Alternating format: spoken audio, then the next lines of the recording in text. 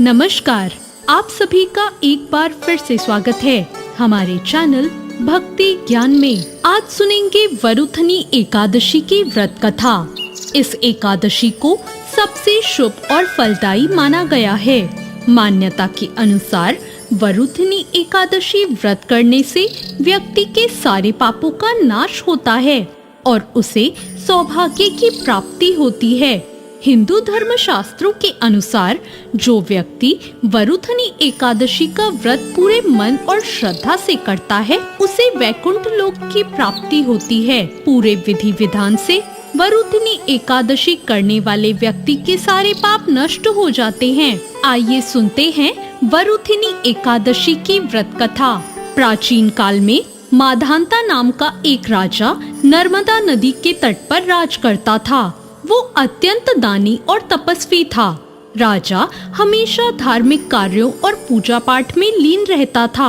एक बार जब राजा वन में तपस्या में लीन था, तभी न जाने किस ओर से एक जंगली भालू आया और राजा के पैर को चबाने लगा। राजा तनिक भी नहीं घबराया और अपनी तपस्या में लीन ही रहा, परंतु वो भालू राजा के पैर को चबाते हुए घसीटकर उसे ले जाने लगा।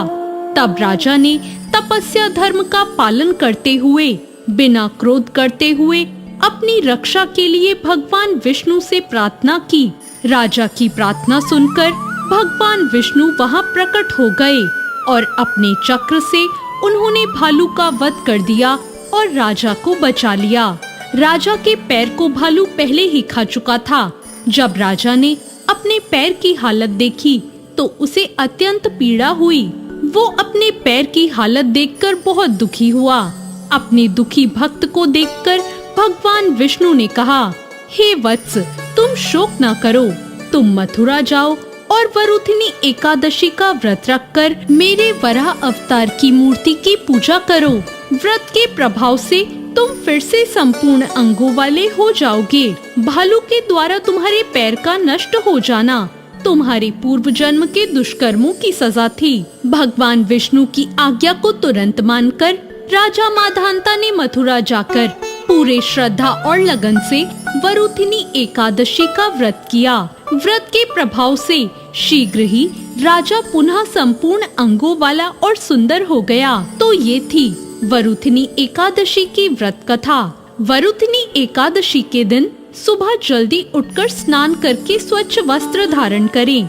इसके बाद भगवान विष्णु की प्रतिमा को स्नान कराएं, उन्हें साफ सुथरे वस्त्र पहनाएं। प्रतिमा को रखने वाली चौकी पर गंगा जल छिड़ककर शुद्ध करें। इसके बाद भगवान विष्णु की अक्षत, दीपक आदि 16 सामग्री से पूजा करें।